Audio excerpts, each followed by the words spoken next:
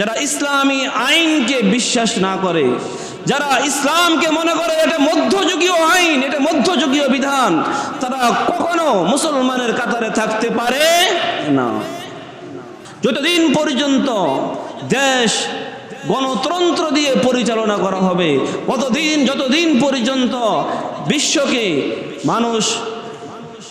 মানুষের বানানো আইন দিয়ে পরিচালনা করবে, ততদিন পর্যন্ত দেশ থেকে ফিতনা, ফাসাদ, জুলুম, অত্যাচার কখনো দূর হবে না। এই ঘটনা যে এই সরকারের আমলে প্রথম এরকম নয়। 54 বছর বাংলাদেশ স্বাধীন হয়েছে, প্রতি বছরই এরকম ঘটনা দুই একটা ঘটেছে। প্রতি বছর এভাবে ঘটে ঘটে আসতেছে, প্রত্যেক বছর হইতেছে। শুধু 54 বছর নয়, আরো যদি 54,000 বছরও এইভাবে রাষ্ট্র পরিচালনা হয়, মানুষের বানানো আইন দিয়ে রাষ্ট্র পরিচালনা করা হয়, দেশ পরিচালনা করা হয়, দেশ থেকে কখনো জুলুম, অত্যাচার দূর হবে না। আর যদি ইসলামিক আইন অনুযায়ী, ইসলামের বিধান অনুযায়ী কোনো একজন ধর্ষককে প্রকাশ্যে মানুষের সামনে এনে, প্রকাশ্যে বাইতুল মুকাররমের সামনে এনে, মানুষের সামনে জনসম্মুখে সমস্ত মিডিয়াকে এক করে যদি ইসলামিক আইন অনুযায়ী, ইসলাম বলে কোনো মানুষ যদি কখনো কাউকে ধর্ষণ করে, কোনো বিবাহিত মানুষ যদি জেনা করে, তার শাস্তি হলো পাথর মেরে রজম করে তাকে হত্যা করে দেওয়া। প্রকাশ্যে যদি কোনো মানুষকে এভাবে হত্যা করা হয়, প্রকাশ্যে যদি কোনো জিনাকারীর শাস্তি ভাবে দেওয়া হয়, ধর্ষণকারীর শাস্তি ভাবে দেওয়া হয়, তাহলে আর কখনো অন্য কোনো ধর্ষণকারী আবার পুনরায় ধর্ষণ করার সাহস করবে না। কিন্তু তাদেরকে সম্মানের সহিত বিচার করা হয়। কি বিচার হইতেছে মানুষ জানে না। যদি তাকে ফাঁসিও দেওয়া হয়, সম্মানের সহিত দেওয়া হয়। গোপনে এক জায়গায় ফাঁসি দিয়ে দিয়েছে, কেউ জানে না। কি কর, মিথ্যা কথা কইলাম? সম্মানের সহিত হয় না। এখানে যখন বিচার হইতেছে, এখন যদি বিচার করার সময় যে অন্যায় করছে তাকে যদি কয়টা আড়ালে ওখানে নিয়ে 2টা থাপড় দিয়ে নিয়ে আসলেন, ওর কি শিক্ষা হবে জীবনে? বোঝেন নাই? গোপনে রুমে নিয়ে 2টা থাপড় দিয়ে নিয়ে আসলেন, জীবনে শিক্ষা হবে?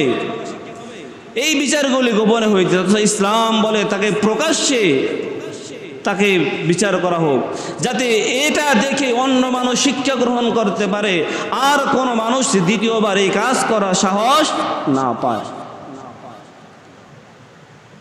চুরি করতেছে, চুরি বন্ধ হয় না, একের পর এক চুরি, গুন্ডানি, মাস্তানি চলতেই আছে।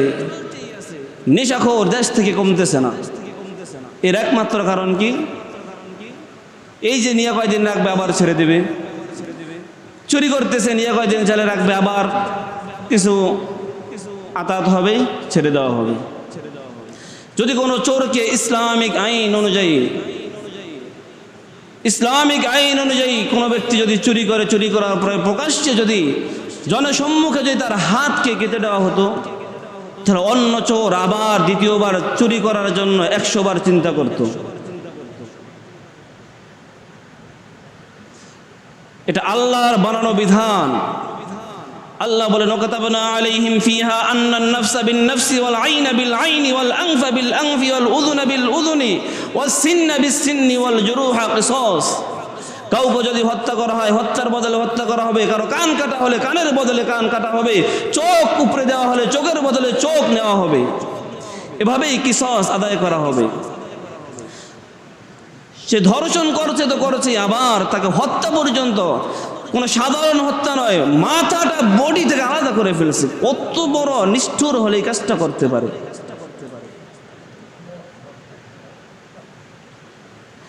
গত বছর এরকম ঘটনা ঘটছে বগুড়ায়, সেই বিচার এখনো পর্যন্ত হয়নি।